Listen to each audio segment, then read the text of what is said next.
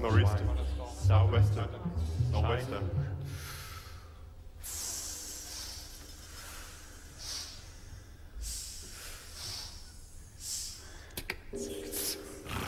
China, hurricane, thunderstorm.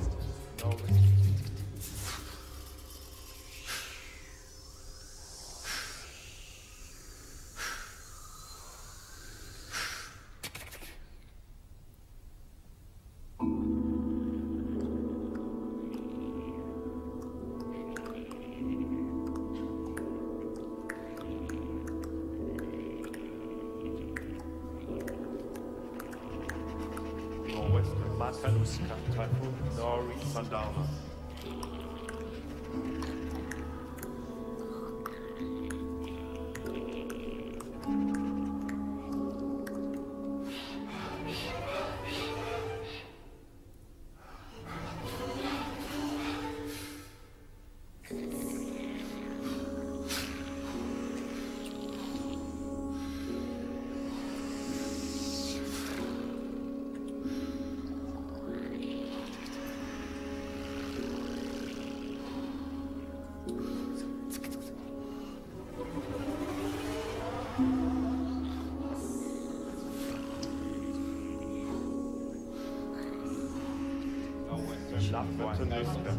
Northwest side.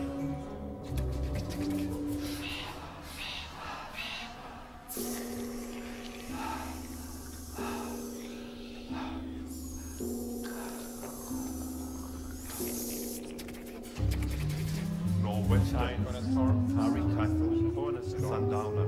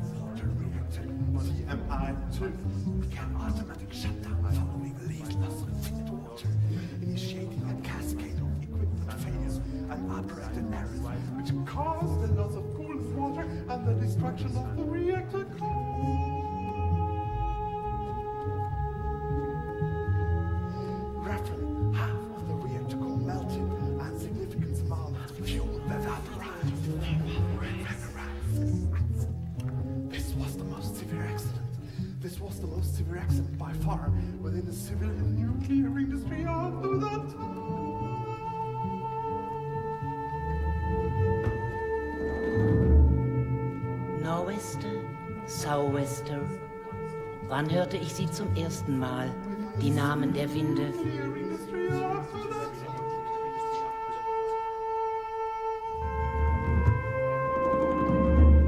Und wo war ich?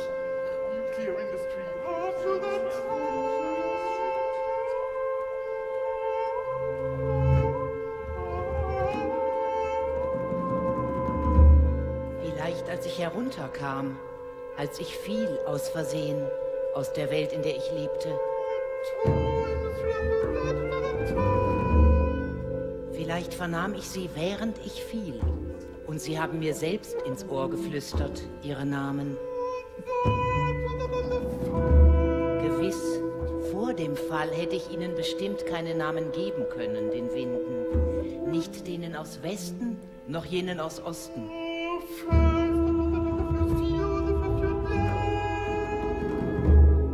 Wo ich vorher lebte, bevor ich fiel, da gab es keine Winde. Es gab nicht einmal den Westen und auch nicht den Osten, nicht den Tag und nicht die Nacht, weder Sonne noch Mond.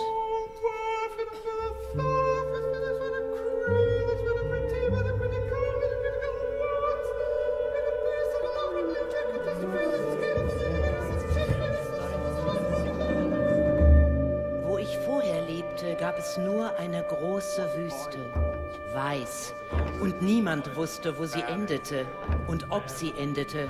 Und in ihrer Mitte stand eine Eiche, so groß, mächtig, dass niemand je ihre Spitze gesehen hat. Die Eiche stand in einer Art weißem Sand, locker und weich. Niemand konnte sich ihren Wurzeln nähern. Das war gefährlich.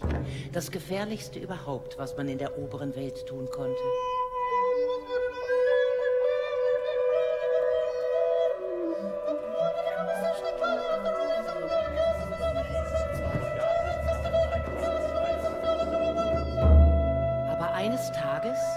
Während ich den Flug eines Vogels mit roten Flügeln verfolgte, setzte ich einen Fuß in den weißen Sand und die Wüste unter mir öffnete sich. Und plötzlich fiel ich so schnell, dass ich nicht einmal um Hilfe rufen konnte. Während ich fiel, blickte ich nach oben, zum letzten Mal. Und endlich verstand ich, was dieser weiße Sand wirklich war. Es war eine Wolke, eine gewaltige Wolke, die von einem Ende des Himmels zum anderen reichte. Und plötzlich ragten die Wurzeln des Baumes aus der Oberseite, als wäre es ein anderer Baum, der kopfüber nach unten wuchs.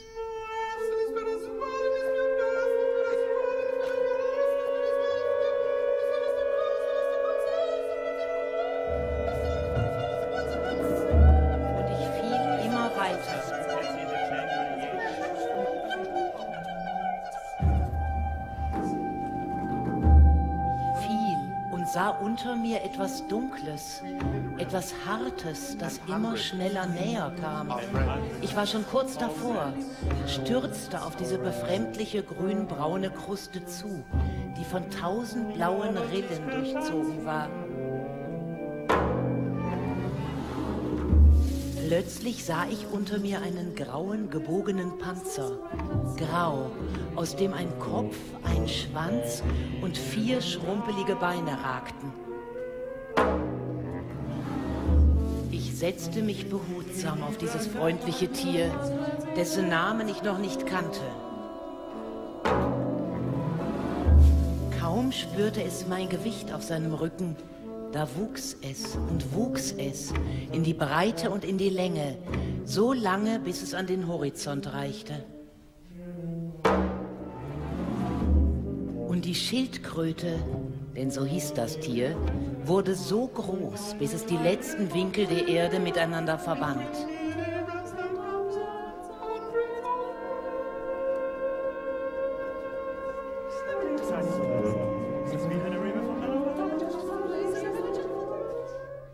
Und in genau diesem Augenblick entstand das Land des Volkes der Irokesen, das Land Pennsylvania.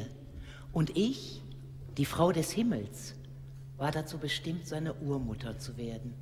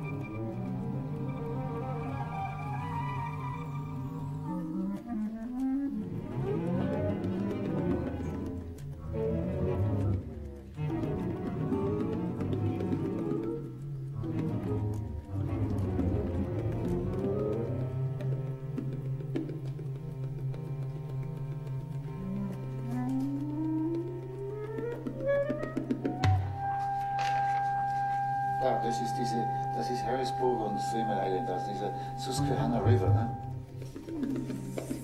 Die Fläche, wo die jährliche sozusagen erlaubte Dosis überschritten worden ist. Ne? Und dann war Nordwind, der Wind hat von West über Nordost-Süd gedreht. Ne? Dann sozusagen dieser Teil verschwindet ja nicht, oder? Aber die unmittelbare Emission eine Stunde später ist dann in die Richtung, oder? Dann dreht der Wind auf Nordost. Das ist schon eine Andeutung, dass einige verstrahlte Luftpakete in diesen Hügeln hängen bleiben. Das halte ich für ganz, ganz realistisch und wichtig. Und da ist zwischendurch 1-2 Stunden, das war 10:30 Uhr, 11:30 Uhr, ist Westwind. Und dann kommt dieser Südwind, das ist klar. Irgendwann um die Mittagszeit hat es dann einen eindeutigen Südwind gegeben. Das heißt, diese Fahnen, diese unmittelbare Emission ist dann eben von Süden nach Norden gezogen. Und dann wird der Wind eher stärker noch und dann würde man sagen, schiebt er das Ganze Richtung Norden, also Nordwesten. Das ist der erste Tag, das ist der 28. März. Schaut euch das mal an, oder? Das ist Westwind, Nordwestwind, oder Nordwind, Nordost, Ost, oder? Südost. Ob der Wind jetzt so hergeht oder so hergeht, das trifft ganz andere Gegenden. Oder da zum Beispiel. Schaut euch das an, wie chaotisch die sind. Die sind ganz schwach, oder? Da war wirklich ja, Südost, Ost kann man sagen. Einheitlich fast, aber da schaut ihr das da. Das wechselt ja. Und das ist 10 Kilometer entfernt oder was? 15 Kilometer. Ne? Und die nehmen an, ehrlich, das ist wahr, die nehmen an, dass 50 Meilen weit der Wind immer der gleiche ist wie ein Westturm. Und mir sagt man, ich hätte ihre Daten ignoriert. Ich war der Einzige, der diese Daten alle gezeigt hat und verwendet hat. Auch ihre. Sieh mal eine. Ihr Westturm. Unverschämt.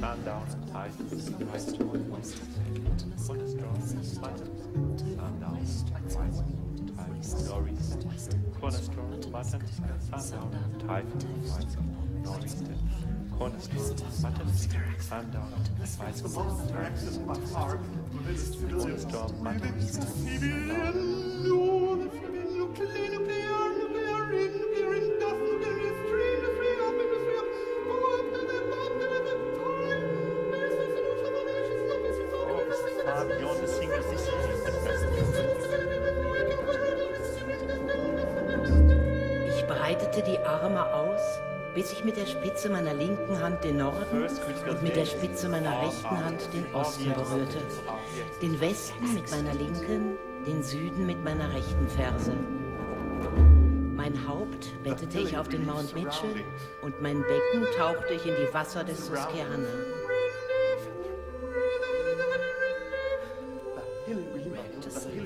Reactor side.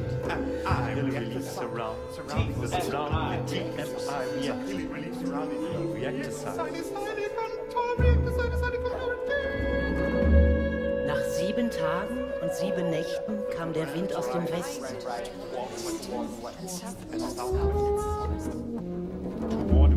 Er verlor seine Kraft und legte sich zu Füßen der Blue Ridge Hügel, wo er mir Zwillinge zum Geschenk machte. Der eine hatte helle Augen und war immer fröhlich. Und er machte sich sofort daran, Blumen zu schaffen und Früchte, die Düfte, die Farben und die Wärme. Der andere war dagegen schwermütig, schweigsam. Und ihm war es bestimmt, die Stürme, den Frost, den Regen, wilde Tiere, Gift und Krankheiten zu erschaffen. Noch hatten die Zwillinge kein Haus, in dem sie wohnen konnten, keinen sicheren Ort, an dem sie aufwachsen konnten. Und deshalb schleuderte ich sie in den Himmel, auf dass sie zu Tag und Nacht wurden, zu Sonne und Mond.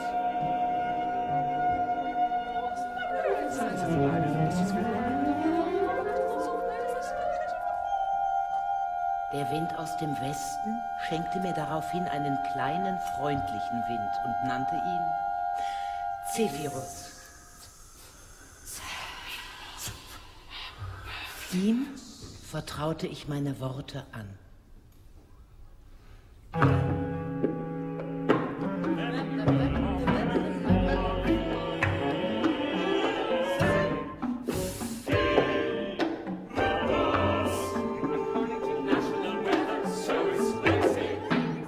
Will be mostly cloudy with occasional showers.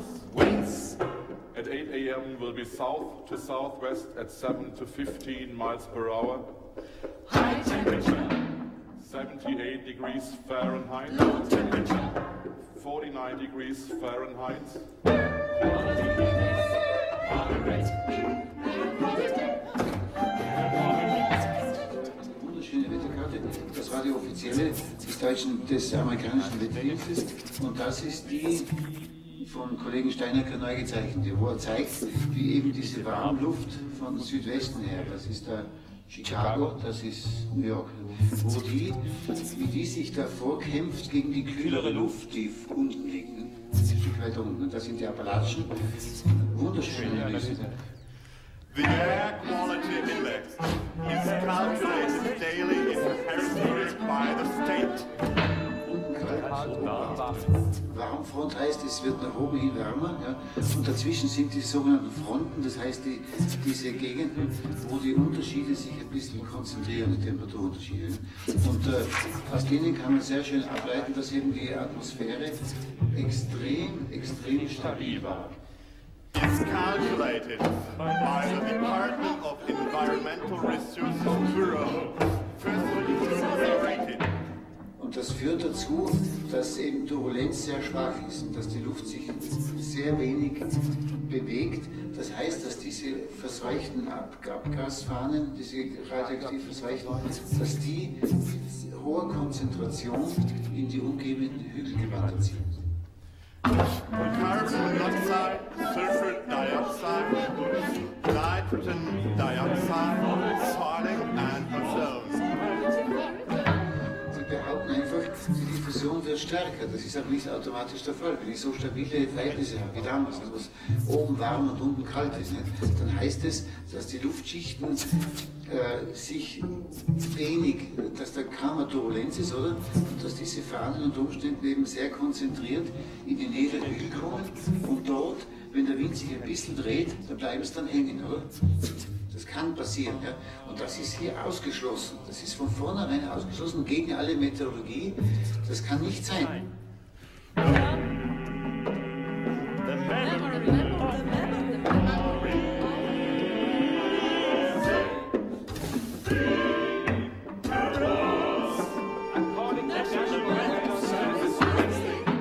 Will be mostly cloudy with occasional showers. Winds at 4 p.m. will be north to northwest at 9 to 17 miles per hour. high temperature. 82 degrees Fahrenheit. Low temperature. 52 degrees Fahrenheit. Air quality index moderate.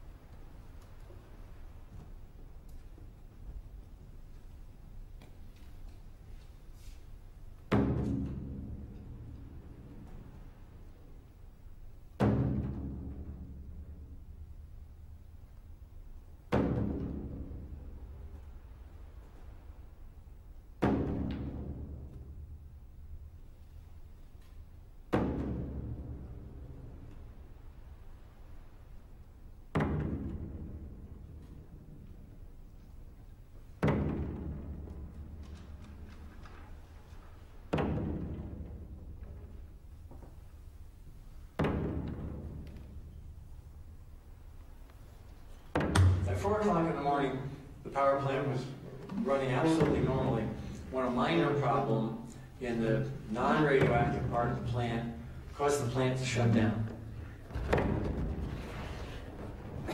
That's the part of the plant that removes the heat from inside the nuclear reactor.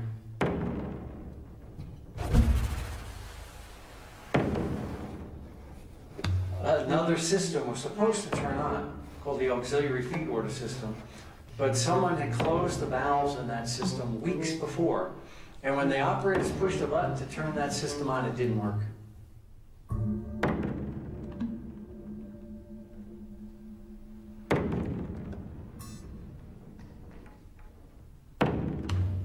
So now there was no way to remove the heat from inside the nuclear reactor.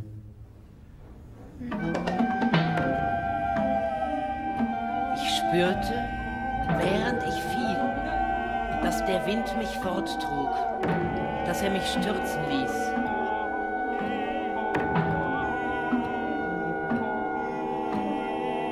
Sicher ist jedenfalls, dass der Reaktor letzten Endes, dass das Kühlwasser verloren gegangen ist zum Teil. The temperatures are going up, the pressure is going up. And the valve on top of the nuclear reactor opened and stayed open. Und dass der Reaktor sich überhitzt hat. Whatever water was inside the nuclear reactor is boiling out over time. Und dass eine teilweise Kernschmelze erlitten hat. When the nuclear core was exposed to air, it began to get very, very hot. Ungefähr, ich weiß nicht, bloß 50% des Reaktors sind zerstört worden. Well, at 2000 degrees, the nuclear fuel begins to react with water, and it creates hydrogen gas. To react with water. Well, all that hydrogen gas went out the hole in the top of the reactor, out that valve that had opened in the top of the reactor. Now, in the control room, the operators didn't recognize that that valve was open. So for hours, this reactor continued to vent hydrogen gas and radioactive material into the top of the containment. Und ich spürte, dass es ein heißer Wind war. Ein Wind, der aus allen 4 Himmelsrichtungen kam. Und er wurde stärker, immer stärker, während ich fiel. Finally, a new operator came into the control room. And he was looking at the control boards and he noticed the color on that valve was wrong. Das war Glück, da hat ein Operator, ich glaube der Name war Medial. And he closed the valve. Der hat den richtigen Schalter betätigt und irgendein Ventil geschlossen oder was, dass das Kühlwasser nicht komplett verloren gegangen ist. Natürlich ein fürchterlicher Unfall mit einer Kernschmelze. And that prevented 3 Mile Island from being even a worse accident than it was. Und das war Glück, wie gesagt, sie waren eine halbe Stunde, offensichtlich eine halbe Stunde weit weg von einem Unglück wie in Tschernobyl, also wo es den Deckel des Reaktors weggesprengt hat. Aber ich hörte, während ich fiel, ein lautes Rauschen, einen Windstoß, sowie eine Quelle aus Wasser, das sich seinen Weg aus der Erde bahnt. Und es schien, als käme dieses Rauschen des Wassers und des Windes von dort unten, von dem Ort, auf den ich zustürzte, genau dort, wo die Wunde des Flusses sich verbreitert und wie ein Auge aussieht. Ein großes Auge, aus dem die schwarze Pupille einer Insel blickt. Und das Rauschen wurde immer stärker, genau wie der Wind, während ich fiel.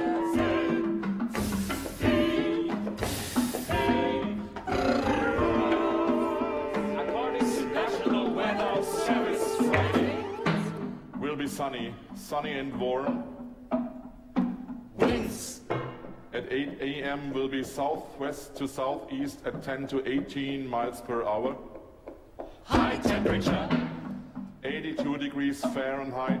Low temperature. 53 degrees Fahrenheit. Inside the nuclear containment at 3 Mile Island, hydrogen began building up. If all there was inside there was hydrogen, there would not have been an explosion. But inside the containment at 3 Mile Island was also oxygen. So at 1 o'clock in the afternoon, there was a spark. And the spark caused the hydrogen and oxygen to explode.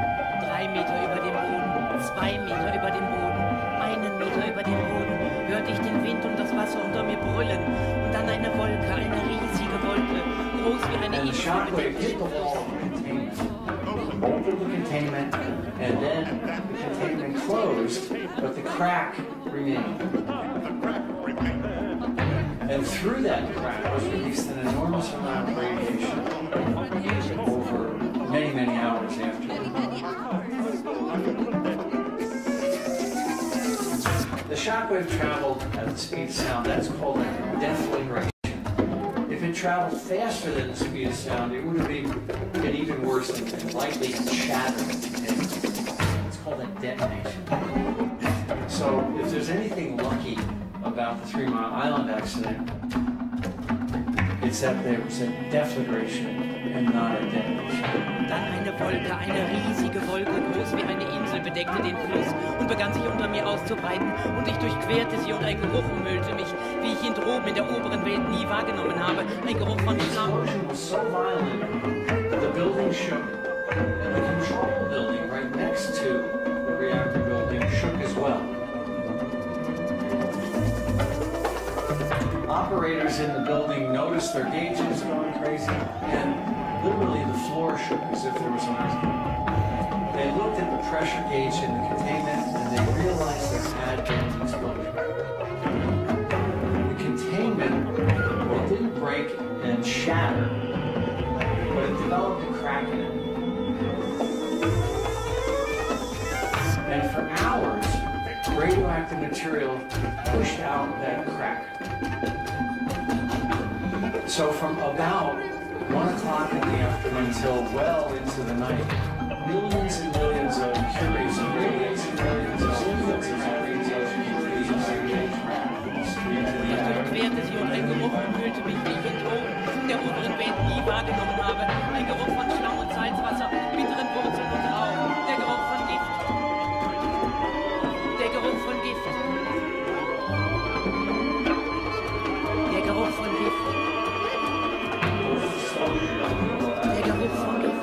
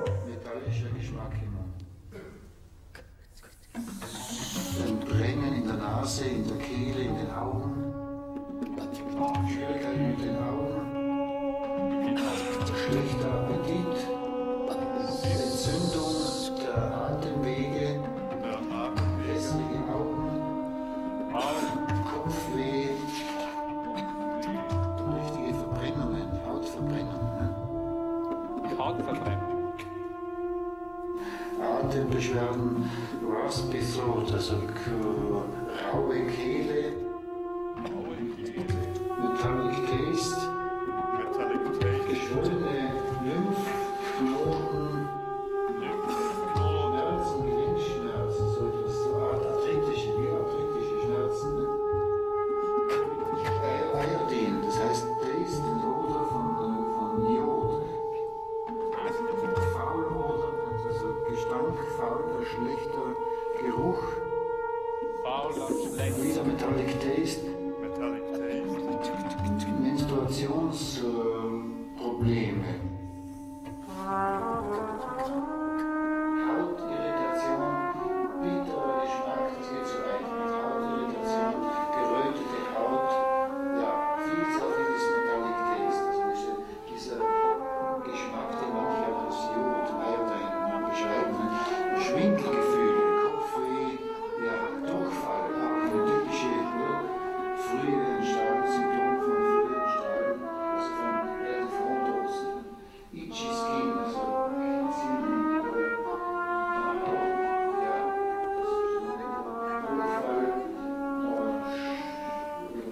Thyroid, also Schilddrüsenprobleme, Metallic Taste, ein Brennen im Gesicht, ja.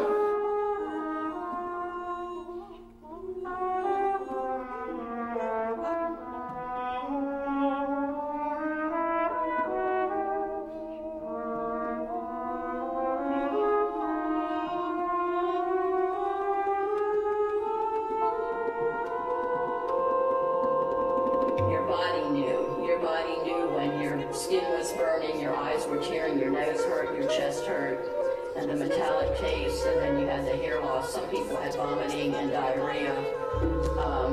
We had all of that stuff, and it took a little bit of time to understand it and put it to perspective that that's what was happening here.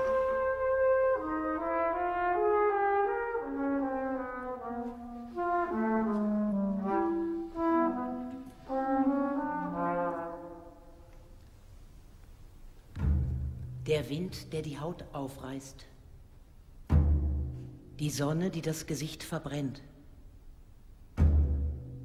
Der bittere Geschmack des Regens. Augen, die viele kleine Wassertropfen vergießen. Haare, die brechen. Rostgeschmack unter der Zunge. Eine aufgerissene Verletzung. Zitternde Brust, der der Kopf, der Kreise beschreibt in der Luft. Later on, their Eine hair Flamme fell out. zwischen den Schenkeln. Blut, das nicht mehr flüssig wird. And this is a little peach, and it had little bumps on here, and it looked like wood, like it was going to have a twig. And I cut them. And this was from the market near me, farmer's market, and they were double.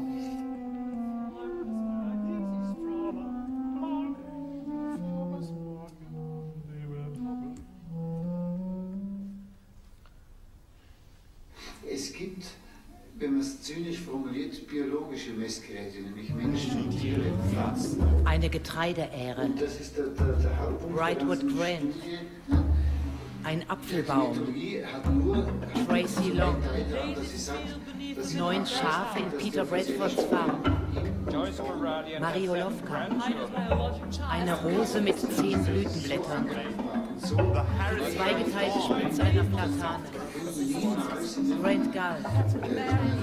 Der Buchenwald dort beim Fluss. Comanche Peak. Die ganze Familie Edward Taylor. Ein Schwarm von Möwen, der verschwunden ist. South Texas. Barbara, die Tochter von Robert Alvarez und Eleanor Walters. McCarthy Park. Medical testing, cancer statistics. This was a deer that a farmer got with the antlers growing down in the face. And he never saw that before. And then this was that little calf that had a double head. And I went to see the lady. Her husband had died of thyroid cancer. They had many problems on their farm. And that was a double-headed calf.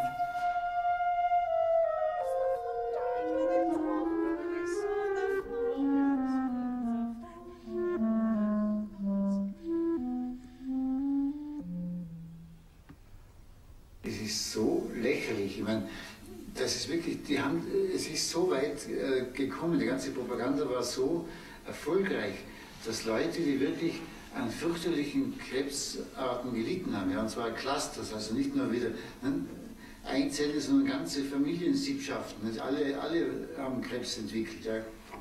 Eltern, Kinder. Ne? Norman Solomon.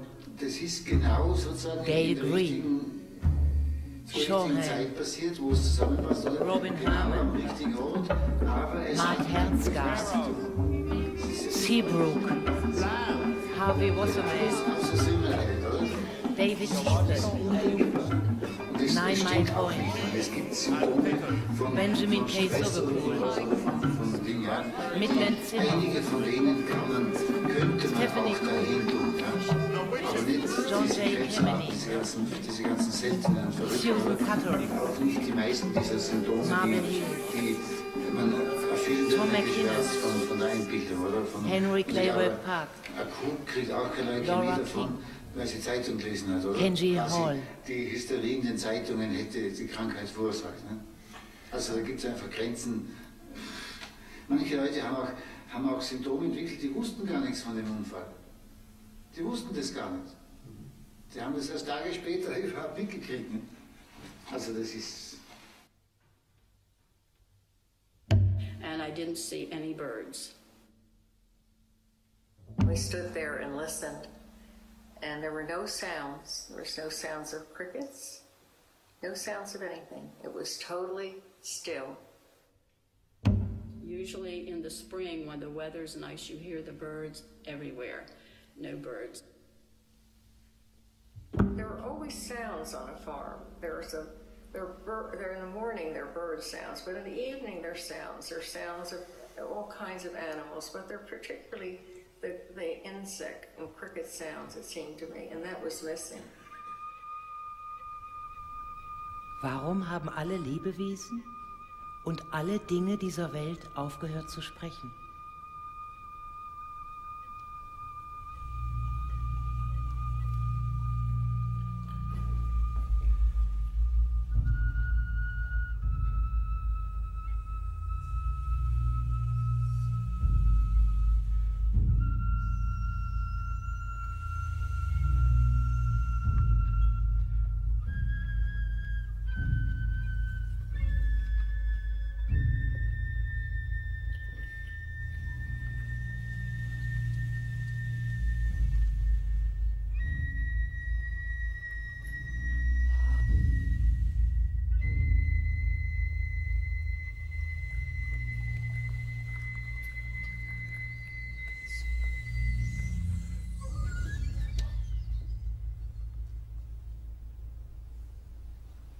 So there was 6 times the number of cancer deaths in those 3 neighborhoods than were expected.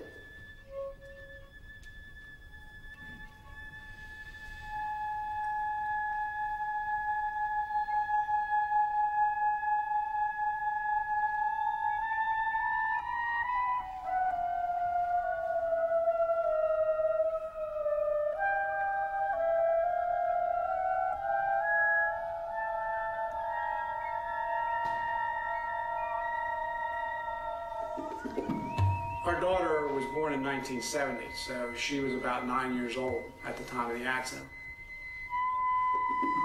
In 2004, my wife and I were on a vacation in Florida, and on the way home, the last night we stayed in the Outer Banks of North Carolina, and we called and talked to her. And she said, "I have some bad news." And we said, "What is it?" She said, "I have breast cancer." And we couldn't imagine it. Our daughter's a breast cancer survivor of 41, and she was 9 during the accident. And now there are, I think, at least 6 girls in her class that have breast cancer without family involvement.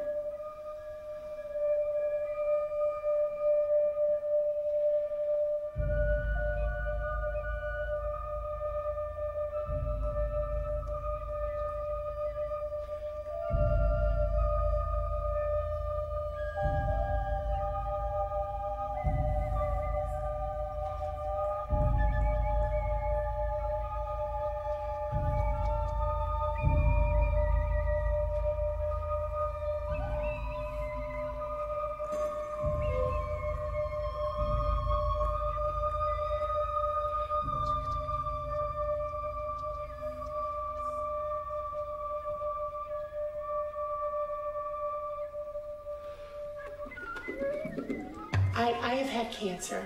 I've had cancer, and I've recovered the last 5 years, and I count my blessings. Now here's the saddest part of this. Did it have a connection to that? We don't know. My sister has cancer right now, pancreatic cancer, and was it caused by the island? Who knows? Would she have gotten cancer anyway? Who knows?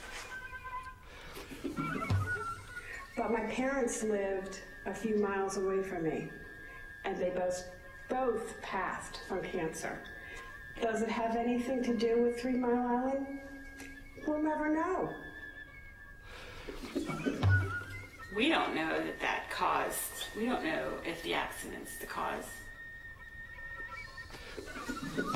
I mean, there have been allegations that the incidence of cancer is extremely higher than it should be. How can you be sure? I mean... It's that constant nagging feeling that maybe it did, you know, and we don't know, and how many other people that have left the area since then. So,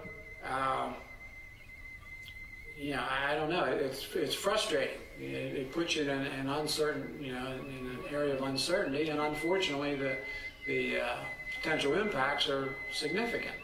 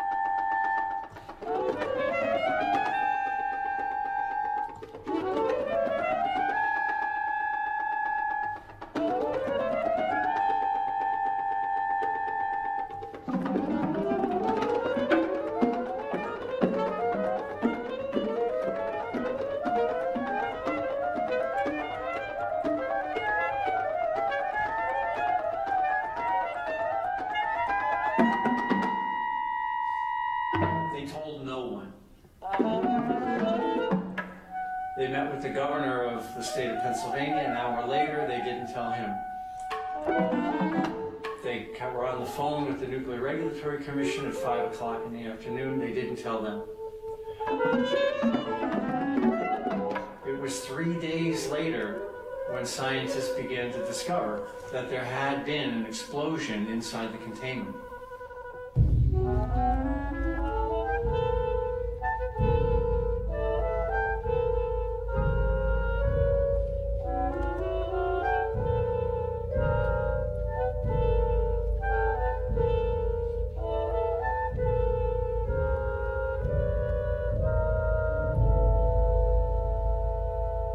Es war natürlich ganz massive, das kann man ruhig Lügenpropaganda nennen, von den offiziellen Stellen.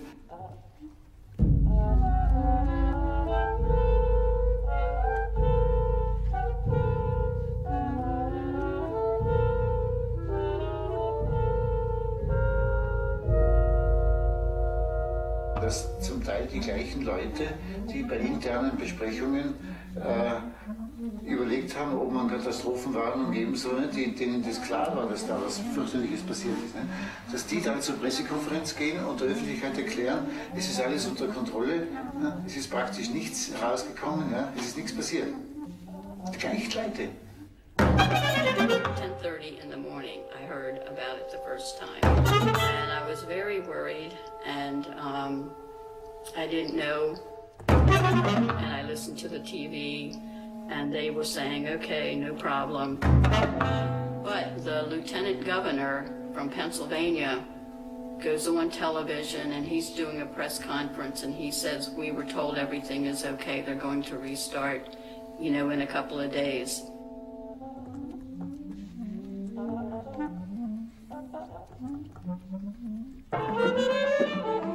So from about 1 o'clock in the afternoon until well into the night, millions and millions of curies of radiation were released through that crack into the environment. I think the radiation releases were somewhere over 150 million curies, and perhaps as high as 1 billion curies of radiation were released. But yet, the nuclear industry says it's only 10 million.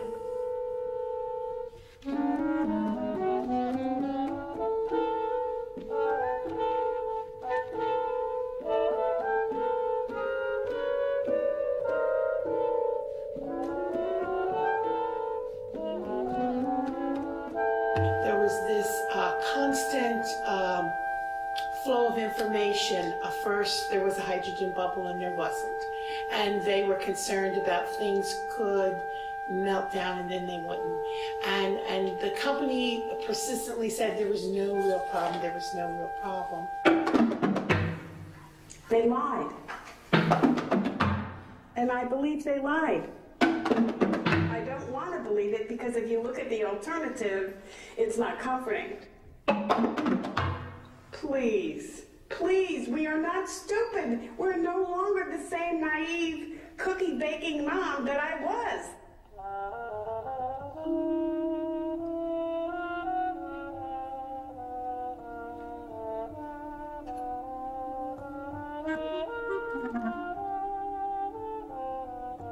My own feeling is this is a criminal act that has happened here. Das war ein Because people have Verbrechen. essentially been murdered. Menschen sind ermordet worden. Ermordet And that worden. Das war ein they Verbrechen. were exposed to radiation that could have been prevented because the government knew there was a meltdown. They knew there was an explosion. The utility knew there was a corrosion. The government knew there was an explosion. On the first hour of the accident indicated that hydrogen was released from the core. That meant that the zirconium had melted and that the core of the reactor was melting. So that everyone knew that was in charge, and people should have been told to shelter themselves. They're required by law. It's our law in this country. Das ist das Gesetz des Landes. Das Gesetz unseres Landes.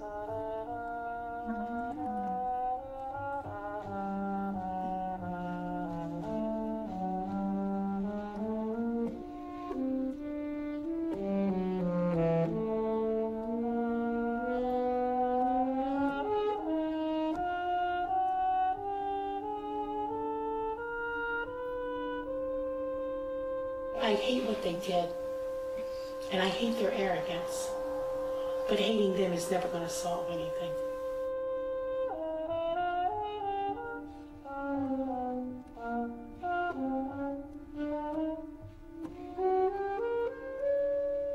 You can't make money on the back of people and risking their safety.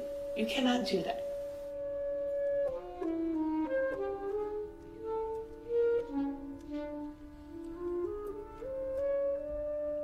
Over the years, the more I learned and the more I heard, the less I trusted both people in authority with our government and also the people who ran the plant. And that's sad. It's like a loss of innocence.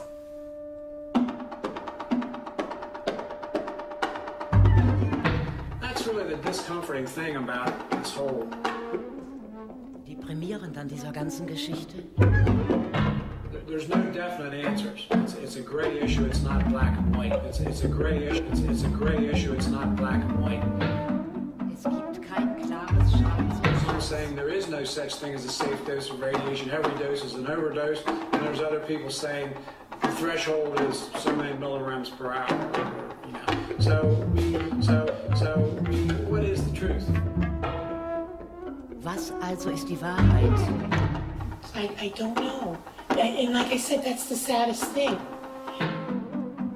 Und das ist am allertraurigsten. And how can you put your finger on one thing? And at the very least, every bit of radiation that I got from that accident has not left my body. So spewing it throughout the country in small doses on everybody is acceptable. I can't understand that. Das ist etwas, was ich nicht verstehe. They're either lying to us, or they don't know what they don't know. They don't know. They don't know, and they're just, kind of struggling along. And neither one was Keine der beiden Möglichkeiten war tröstlich. to me. We are human, and humans make mistakes. We all make mistakes. Wir sind Menschen und Menschen machen Fehler. But unfortunately, when you make a mistake in a nuclear power plant, you may involve hundreds of thousands of people.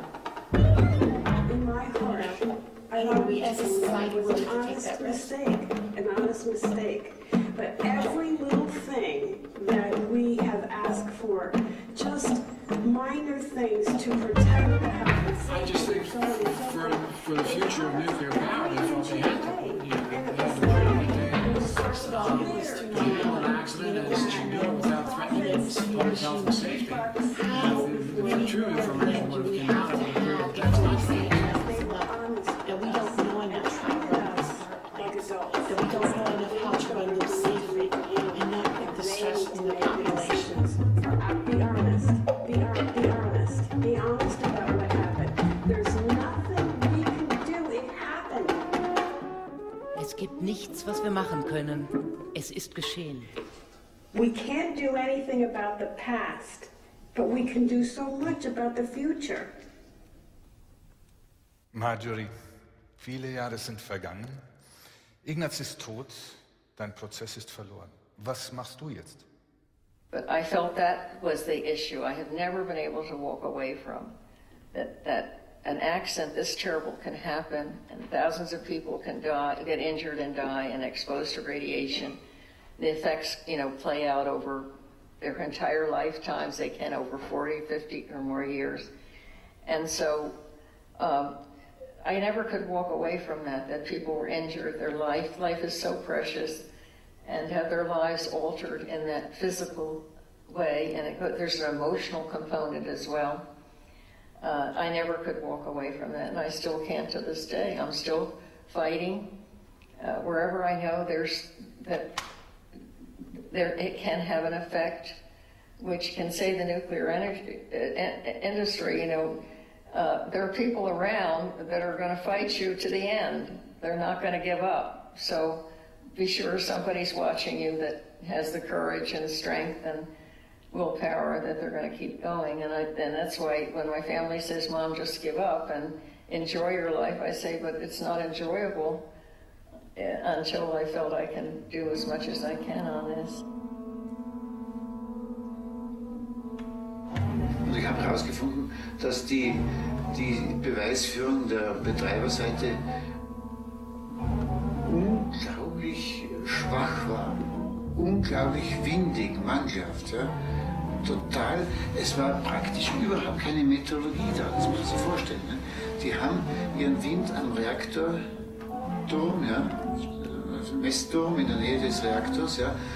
Und das ist das Einzige, was sie sich angeschaut haben. Und die haben am Reaktorturm 2 Temperaturmessgeräte und daraus bestimmen sie die sogenannte Stabilität, das heißt, ob die Atmosphäre stabil oder labil ist. Aber die Vorstellung, dass 50 Meilen weit überall der gleiche Wind sein soll, der sich im Takt immer gleich ändert, das ist absolut Narretei. Das ist so weit weg von jeder Realität. Ja.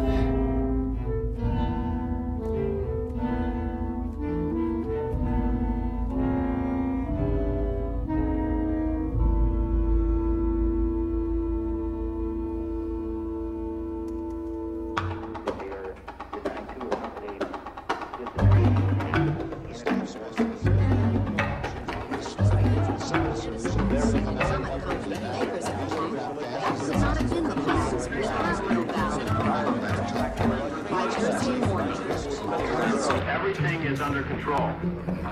There is and was no, everything is under control. There is and was no danger to public health and safety.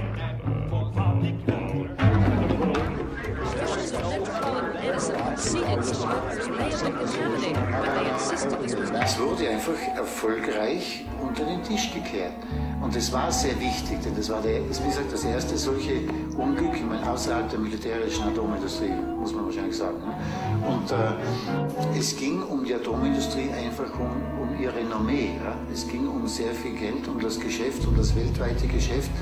Und da wurde alles unternommen, um das totzuschweigen und die wirklichen Beweismittel nicht an die Oberfläche kommen zu lassen.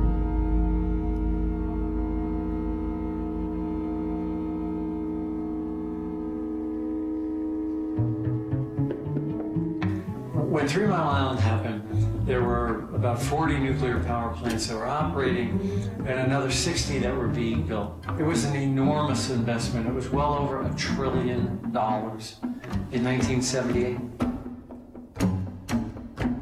So there was a lot of pressure to make sure that nuclear power continued. At the time, there was an oil shortage, so there were some political reasons to want to build more nuclear power plants. And at the same time, there was a huge investment, financial investment from Wall Street, trillions of dollars. Not absolutely sure. Yes, I am, but I wouldn't want to minimize our concern for the general health and safety of the public. There was a small release of radiation to the environment. There was a small release. There was a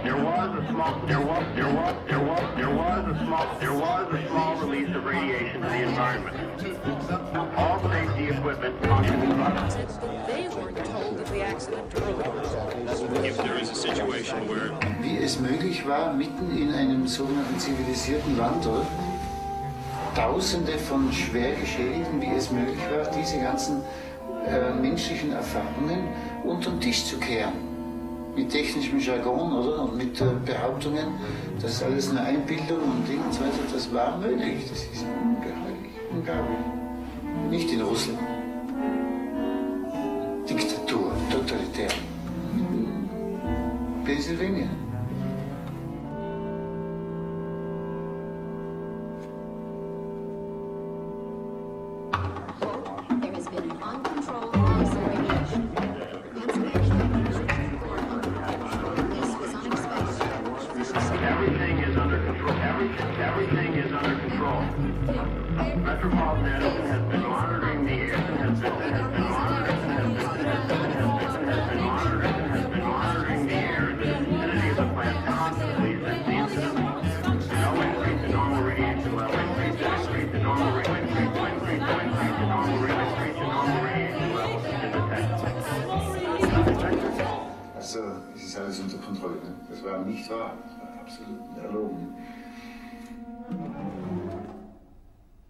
Marjorie, was war für ein Mensch? Was hat für einen Charakter? Well, he was lots of fun. He was always ready to have a good time. He was very lively, had a very strong presence.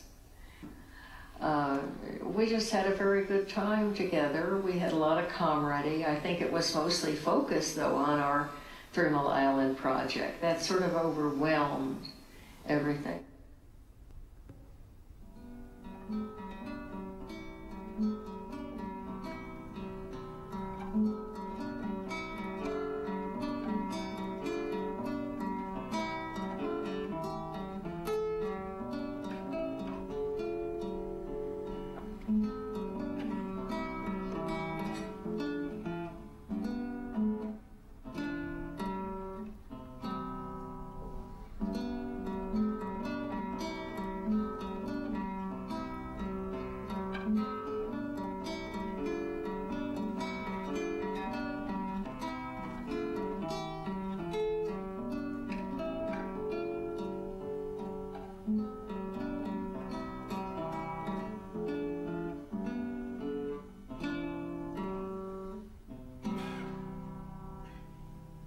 Ignaz, wie geht es dir? Gut, heute geht es mir selten gut. Ich fühle mich pudelwohl, keine Schmerzen, Appetit, beste Gesellschaft, also gut ist mir schon umgegangen. Was ist passiert, seit wir uns zum letzten Mal gesehen haben? Das war im November, gell? Ja, zwischendurch habe ich schon so meine Krisen gehabt, eben wieder dieses Kreuzweh und dann hat man mir in Wels bei einer Besprechung war die Idee da, dass eine Bestrahlung, eine gezielte Bestrahlung dieser Wirbelkörper da, nicht, von denen vermutlich doch die Schmerzen ausgehen, dass das eine gute Sache wäre, von der man sich einiges erwarten kann. Zum Beispiel eben die Linderung der Schmerzen, also keine Genesung, die gibt es ja nicht in dem Sinne, nicht, aber möglicherweise auch eine Verkleinerung dieser Gewächse da, oder dieser wie sagt man da, Absiedelungen, ne? Metastasen. Das klingt wie ein schlechter Witz. Ausgerechnet du, der du dich jahrelang um 3 Mile Island und die Menschen dort gekümmert hast, bestrahlt worden, jetzt wirst du bestrahlt? Wie nennt man das? Dialektik, ne? Ja, also die gleichen Strahlen, die, ja, wie heißt eine Broschüre? Strahlen für das Leben, ja? Also ich weiß gut genug aus theoretischer Beschäftigung, wie schädlich Strahlen sind. Auch die sind nicht gesund im Prinzip, keine Strahlung ist gesund, aber in dem Fall ist sozusagen die Bilanz, oder? Risiken gegen Schäden ist einfach so, dass man sagen muss, wenn ich Krankheit habe ich sowieso, und dann nützt nur ein starkes Mittel dagegen. Das leuchtet mir ein. Und ich sage, die Bündelung auf dieses betroffene Gewebe, das leuchtet mir auch ein, oder? Und da vertraue ich den Spezialisten, dass die das können. Nicht? Was soll ich machen? Also es ist dialektisch, keine Frage. Ausgerechnet ich, der. Aber es gibt so viele solche Sachen. Nicht? Und das ist nur ein Stück Dialektik unter sehr viel. Ich sage immer, ein Beispiel ist meine Frau, Gabi, ne? Meine zweite. Wir haben uns kennengelernt durch die Anti-Atom-Bewegung. Das heißt, wenn es keine Atomkraftwerke gäbe, hätten wir uns nie kennengelernt. Das kann man auch so eine Dialektik nennen. Ne? Apropos, sind Atomkraftwerke heute sicherer geworden? Ja, das glaube ich nicht. Ich meine, die 3 Mile Island ist eine drastische Illustration der Gefährlichkeit der Technologie, trotz allem. Ja, das ist einmal die eine Seite. Ne? Selbst der Atomreaktor, wobei die Brennstäbe, die dann daneben gelagert sind, anscheinend ja noch das weitaus größere Problem sind, über das kein Mensch spricht. Ja? Das wäre doch die Aufgabe der Politik. Aber die Politik lebt nur von Großprojekten momentan. Ne? Eines größer als das andere. Der Staudamm da und ein noch größerer da und die Autobahn da und es wird immer alles noch teurer und noch größer. Die Frage, wenn ich etwas erreichen will, zum Beispiel Mobilität, oder dass die Leute eben von da nach dort kommen, ja, wie könnte ich das mit wenig Aufwand bewältigen? Nicht mit viel Aufwand, sondern mit wenig. Das ist eine verbotene Frage, ja? Die gibt es nicht. Dabei ist es die einzig sinnvolle. Das ist ja eigentlich eine Tradition, keine schlechte, eine Tradition unseres Handwerks von mir aus, oder? Wie kann ich ein Problem sparsam lösen, oder? Ob das jetzt ein Haus ist, eine Hausmauer oder ein Fenster oder irgendwas, mit wenig Aufwand, nicht mit möglichst viel Aufwand. Das ergibt keinen Sinn. Das hat mein Vater noch als Zimmermeister so praktiziert. Ist mir bis heute Lehre, ich habe das nicht ganz vergessen. Ja? Auch in der Wissenschaft ist ja nicht das eine Lösung, was mit fürchterlich viel Aufwand irgendein so ein Resultat bringt, oder? So ein winziges, sondern was mit wenig elegant funktioniert, was mit wenig Aufwand ein Problem sichtbar macht und vielleicht sogar löst. Ja? Das ist die Eleganz dabei. Okay. Danke. Ignaz, was tut dir am meisten leid in deiner jetzigen Situation? Ja, dass ich nicht die Kräfte habe, Themen, die noch da sind, noch nicht fertig bearbeitet sind, weiter zu bearbeiten. Aber wer weiß, vielleicht wirst du da noch eine große Rolle spielen. Also das gibt mir wieder Auftrieb. Ne? Alles, was wir noch zusammen machen können, ja, ich hoffe, aber es ist auch mein eigenes Problem.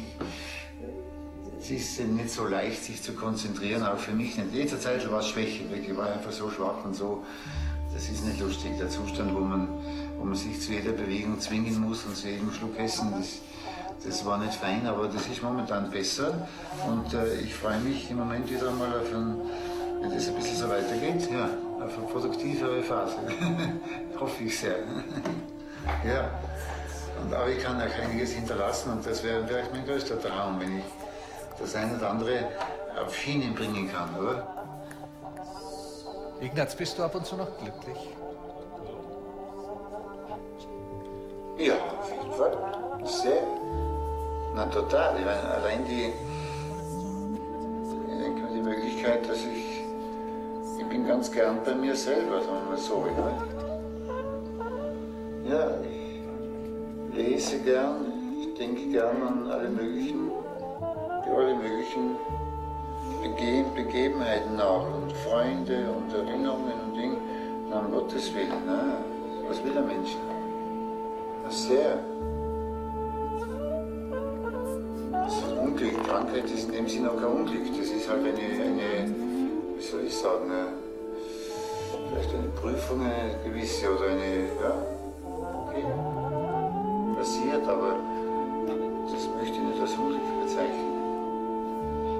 Schließlich, wenn ich ständig Schmerzen hätte, das wäre furchtbar. Das wäre jetzt wirklich ein Unglück, weil du bist ja hilflos. Das ist, dem ausgesetzt zu sein, das wäre wirklich tragisch. Gar anders. Aber nachdem es die Möglichkeiten gibt, das unter Kontrolle zu bringen, ist das alles halt ein gewisser Kampf und eine gewisse Prüfung, das kann man vielleicht so sagen. Ne? Aber es ist kein Unglück, denn woher nehme ich das Recht zu erwarten, dass ich 70 und 80 und 90 Jahre alt werde? Ja, es ist ein bisschen schade. Ich fühle mich ein bisschen, als ob ich meine Familie im Stich lasse, ein paar meiner ganz, ganz lieben Freunde. Das stimmt, ja. Aber schließlich kann man nichts dafür.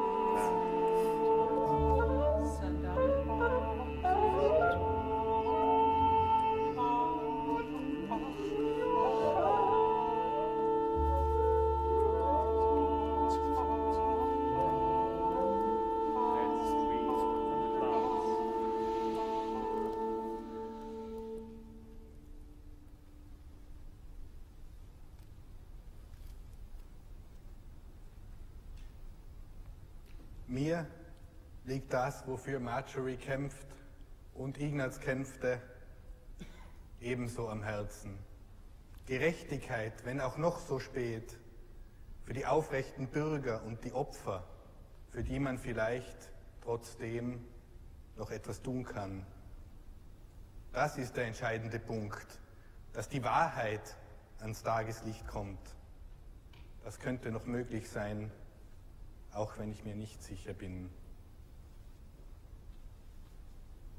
Ich heiße Johannes Vergeiner.